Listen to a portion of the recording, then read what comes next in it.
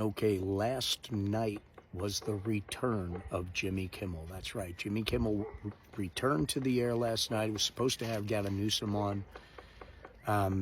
Newsom was not aired. I don't know if they filmed it or not. Maybe it's a special. Who the hell knows?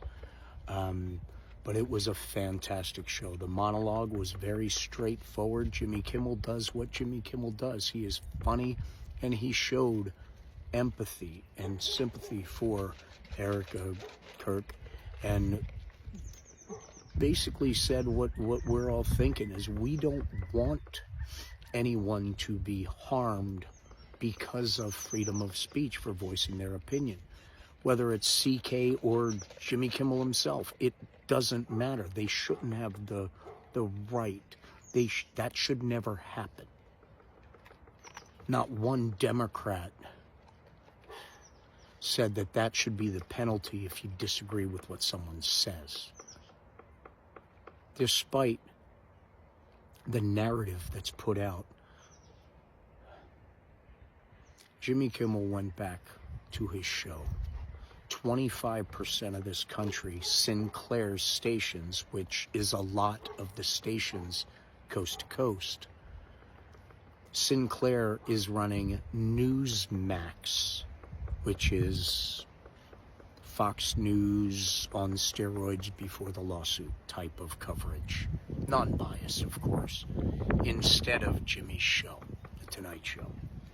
So even though this was a huge victory for the freedom of speech, it spelled out to Michael Iger and everybody in Disney, ABC, everywhere, but especially to Cheeto Von Schitzenpants himself.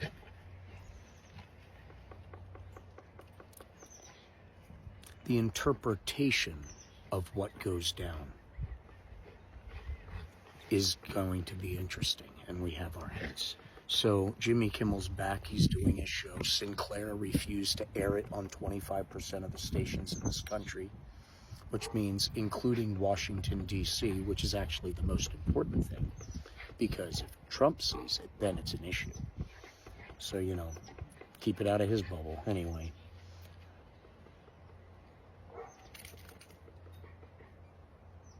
Jimmy Kimmel filed, a $1 billion lawsuit against Disney or something when he was taken off air.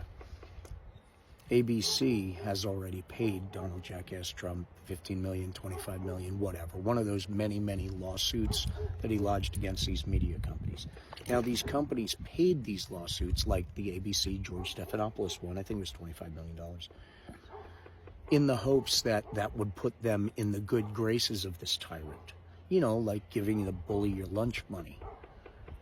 Without recognizing that just means he has another stop to head tomorrow when he comes back for it again. This is where the problems come in for the rest of us, because Sinclair is one of the biggest media conglomerations in the world, like Rupert Murdoch, people like that, Nexstar, all of that. They own a majority of what we see.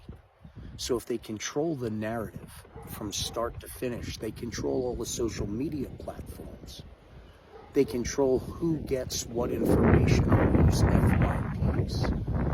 They pretty much can do what other countries naturally have done, like Afghanistan with one channel to watch. They can literally mold the belief system of an entire country, because many people are either too lazy or too ignorant or willfully ignorant enough where they don't want to research beyond what Cheeto Von Schitzenpants says on his podium or what Fox News regurgitates. Or remember that video in the first Trump when all the Sinclair, they had one person reading a script and then it went to double screen and then two screens and then pages. Then it was like 50 word for word, same exact script. Yeah, that is Sinclair. That's who's going to take over a majority of the media outlets in this country with this merger that Trump is using to blackmail people and strong-arm people. That merger sounds kind of not American.